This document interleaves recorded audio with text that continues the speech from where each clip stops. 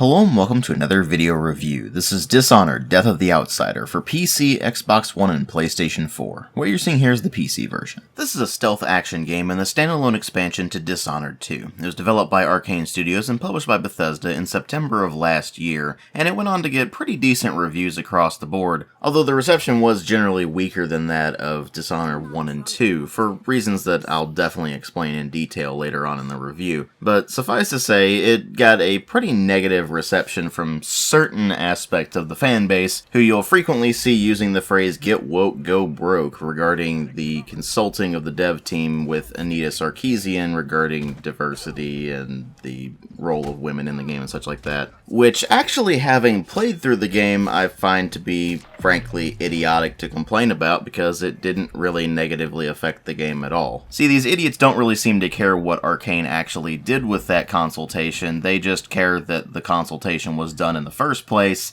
and immediately they just go all up in a frenzy about how Arcane Studios is a bunch of SJWs and all that kind of bullshit. I mean, don't get me wrong, I don't like Anita Sarkeesian either, and I don't like that she was consulted for this particular game, but the fact that it didn't seem to negatively affect the game means that I can put that aside. And frankly, if it's that big of a deal for you that the consultation occurred in the first place, and thus you refuse to play the game and you write it off entirely as some piece of SJW propaganda or some crap like that, then frankly, you need to grow the hell up and actually assess the game for what it is, instead of what you think it is. So with that note, that's enough soapboxing. Let's actually go ahead and start delving into this thing and finding out what exactly we're dealing with here. And like always, we'll go ahead and start with the presentation, which is more or less the same as Dishonored 2, but with improved performance, which does make sense given that the levels in this are less expansive than the ones in Dishonored 2, even though in one particular level you do actually go back to a location you visited in Dishonored 2. So on the one hand, it does definitely have better performance than Dishonored 2, which was one of the bigger problems that game had,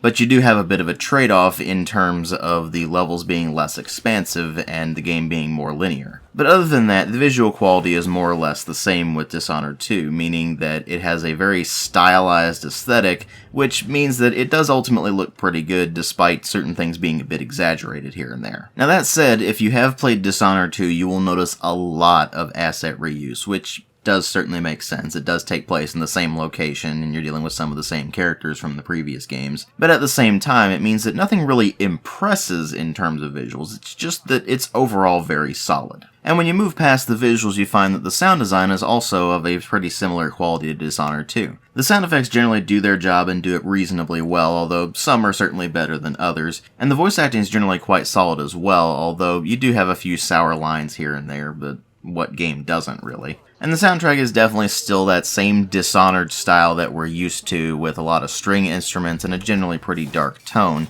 and it is of course done by Daniel Licht, like the last two soundtracks were done for the last two games as well, although it is unfortunately the last Dishonored soundtrack he will ever do because he passed away before the game was finished. But his contribution does certainly help to make the sound design stronger overall, and what you end up with when you bring all of the presentation together is something that's definitely a very solid presentation, although it won't necessarily impress you all that much. But regardless of how the presentation is, what really matter are the story and the gameplay, and the story in this is set after the events of Dishonored 2, which means that I have to issue a bit of a spoiler warning for Dishonored 2 before I go any further with the explanation of the story of this. Because Dishonored Death of the Outsider assumes that a specific choice was made in Dishonored 2 which resulted in some pretty hefty consequences that I'll briefly explain here in just a moment, so I have a bit of a time code here for where you can skip past in order to get past the main spoilers of Dishonored 2 here. But suffice to say, now that you've been warned, the story assumes that you made a choice in Dishonored 2 that resulted in an alteration of the timeline and the restoration of Billy Lurk's eye and arm, whereas in the rest of the game you notice she only has one arm and one eye. And this is brought up at the beginning of Dishonored Death of the Outsider with this recurring dream that Billy has and she remarks on, where she feels like her eye and her arm are gone, but then she looks and they're still there. It's kind of interesting to see that even though the timeline was altered, because of the nature of void magic, it's not necessarily a perfect alteration, and there's some echoes left behind of things that happened before. Anyway, hopefully this clears up some confusion if you played through Dishonored 2 and you didn't necessarily get that particular timeline alteration. But regardless of what happened in Dishonored 2, Dishonored Death of the Outsider has you playing as Billy Lurk following the events of Dishonored 2, where she still lives on the Dreadful Whale, although it's now beached, and she's ultimately trying to track down her former mentor, Dowd, who you may recognize as the assassin who killed Empress Jessamine Caldwin in the original Dishonored. And when she does ultimately find him, he recruits her for one last job.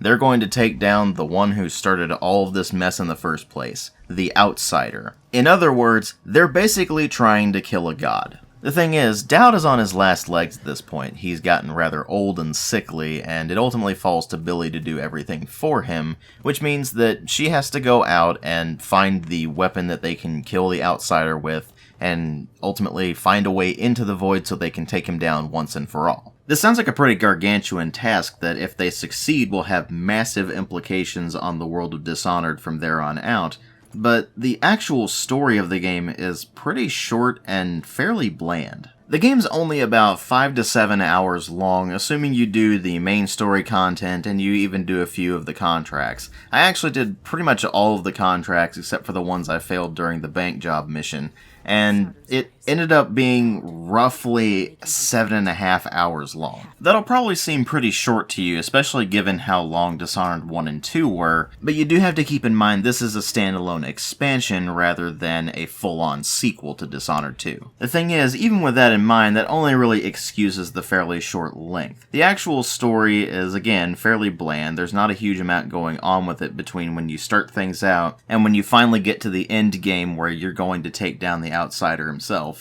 And the characters themselves are really not all that interesting either. I mean, Dowd should be incredibly interesting, because he was actually made a lot more interesting in one of the Dishonored DLCs, but when you get to Death of the Outsider, he's frail and sickly, and he spends the entire game on the boat. All of Billy's interesting characterization was done in Dishonored 2, so when you get to Death of the Outsider, basically all she does the entire game is make occasional snarky comments, but most of it is just fairly bland observations of what's going on and how she might proceed. And none of the other characters are in the game long enough to become interesting, nor are they expanded upon all that much, even when you go out of your way to find every bit of lore you possibly can. Even the Outsider doesn't get expanded upon all that much, which, given the entire game is about taking him down, you'd think that would be much more important to the developers, but it apparently wasn't. It all ends up making the story not simply seem short, but actually seem rushed, as if they didn't really have time to do what they wanted to do with the game before release date came around,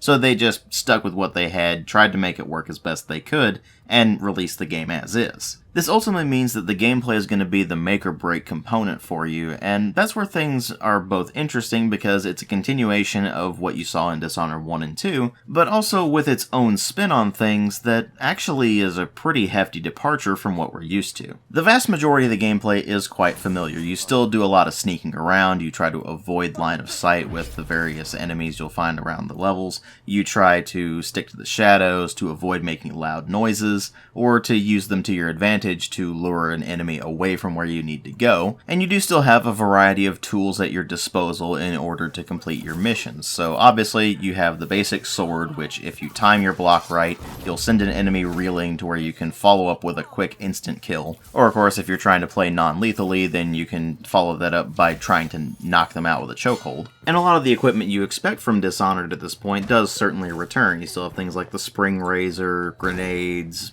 sticky grenades, incendiary bolts, all that sort of thing. But you will notice that there is less equipment available to you in this than there was in Dishonored 2. So, for example, instead of having a pistol, you actually have a general-purpose launcher, which is the voltaic gun, and that will launch just about anything. It will launch all of your bolts, it will launch bullets, it will launch even fountain pens if you want. You can get an upgrade to use basically junk as projectiles with that thing. And once you upgrade the weapon a bit further, you also have the ability to overcharge your shots to either make them more lethal, or if you're using hag pearls as projectiles, then you can actually make them instantly render an enemy unconscious if you get a charged headshot with it. They also replace the sleep darts from previous Dishonored games with the electric bolt, which will shock an enemy until they become unconscious, but it is quite loud, so that can actually be a pretty big detriment if you're trying to sneak around. There's also a pretty major new piece of equipment called a hook mine, which can be configured to either be non-lethal or lethal, and you just throw it towards an enemy, it will attach to a surface, and then once they get within proximity, then it will yank them towards it and knock them out if it's set to the non-lethal setting, or kill them if it's set to the lethal setting. It's quite a handy new piece of equipment that actually ends up working out quite well, especially since you can throw it, whereas with a spring razor you have to set it on the ground in front of you. There's also a new type of grenade called a hyperbaric grenade, which basically just knocks enemies out within the blast radius, and there are 3 supernatural powers for you to mess around with. The first of these is your basic move power. This is called Displace. You can set down a marker somewhere in front of you, and then you can instantly teleport to that marker at a later time. This can actually be used in conjunction with your Foresight power, which basically freezes time and allows you to scout ahead and mark out things, and even put down a displace marker that you can use later on. The last power is called Semblance, and you use this by sneaking up on someone and then casting it on them, which instantly knocks them out in the process, and then you look and sound like that person as long as the power is active. The idea there, of course, being that you can use it to sneak past guards or to sneak past certain areas that are restricted to anyone but a specific person that you take a semblance of, and it's actually a power I didn't use very much during my playthrough. There are surprisingly few instances where you can really maximize its use, so it's kinda obvious that they kinda threw that in there and didn't really know what to do with it. And it's a real shame because it's a power that could be very cool if used well, but they just didn't really do a lot with it. And here's the problem. You may be expecting me to talk about more items in your equipment list, but that's it.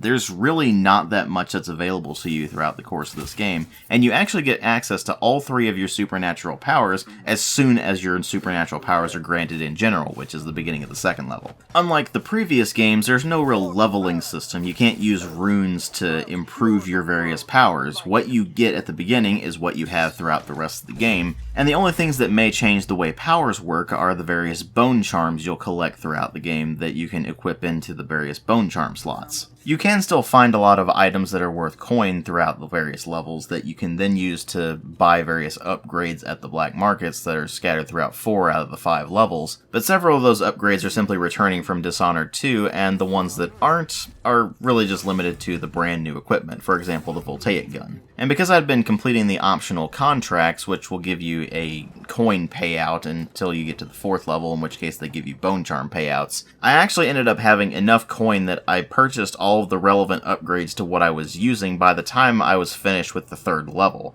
which meant that the 4th level and the 5th level were pretty much pathetically easy. Of course, that was a combination of not just the upgrades, but also a few issues here and there with the enemy AI, and of course the very aggressive playstyle I took with this one, which was in very stark contrast with the rather stealthy playthroughs I did of Dishonored 1 and 2. You may question why I did this. Well, it's for 2 reasons. The first of them is that they removed the elixirs for replenishing your magical energy, and instead it just gradually regenerates on its own, allowing you to use your powers more often. I think everyone can agree that's a pretty positive change for the most part, but the more iffy change is the removal of the chaos system from this game. You see, in Dishonored 1 and 2, depending on how lethal you were throughout your playthrough and how much chaos you caused, you would either end up with low or high chaos at the end, and that would dramatically affect the outcome of the game. It would also dramatically affect the way the levels were structured, because you would end up having much more enemies on the level,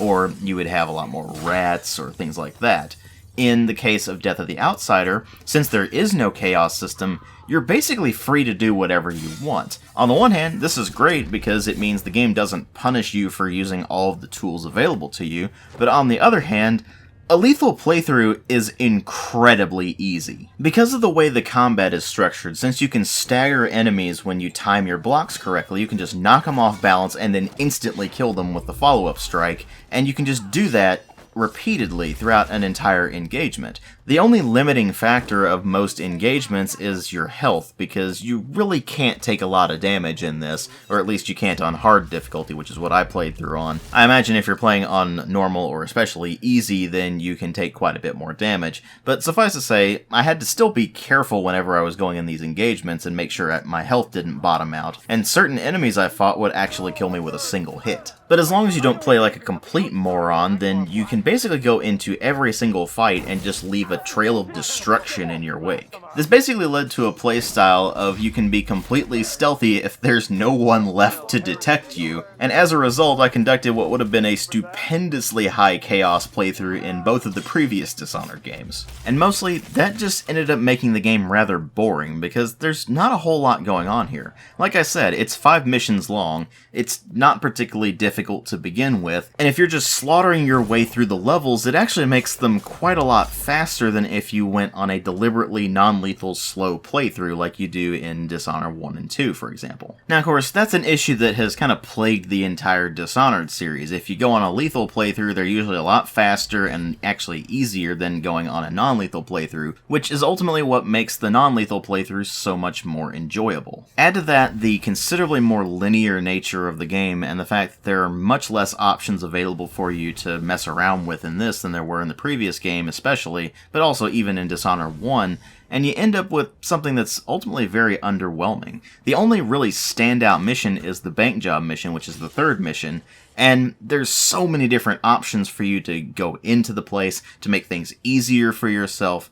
and even play properly stealthy as opposed to just going in and slaughtering everything in your path. It's the only level in the entire game that feels up to the same level of quality as the levels in Dishonored 1 and especially Dishonored 2, which means the rest of the game is just plain lackluster. It just falls very short compared to both Dishonored 1 and 2, and since they removed the chaos system, there's no real consequences to your actions throughout your playthrough, and you're ultimately going to end up with the same outcome regardless of what you do, except in a few slight differences here and there with how you solve certain dilemmas, and at the very end you make a binary choice for your ultimate ending. Regardless of which ending you choose though, it does have some pretty hefty implications for the world of Dishonored, but we don't really know how that's going to play out until they eventually make another game in the series. And who knows where they're going to go with it. They've said that Death of the Outsider is intended to be the end of the Caldwin saga, and basically the beginning of whatever the future of the series is going to be,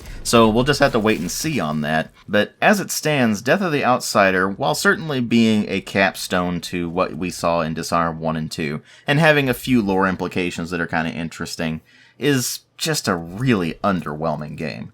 which makes it a 2.5 out of 5. If you're already a fan of Dishonored, you'll probably be able to get something out of it, but I can still only recommend it to you if you get it on a good discount, because the asking price of $30 is definitely too much for it. And if you're not already a fan of Dishonored and you're looking into this, then I would say just go back and play the original Dishonored, and then if you like that, play Dishonored 2. But regardless of your situation, don't play Death of the Outsider until you've at least played through Dishonored 2, because otherwise it's not going to make a whole lot of sense to you. And even then, again, don't pick this up unless it's on sale for a really good discount, because it's just not worth the full asking price.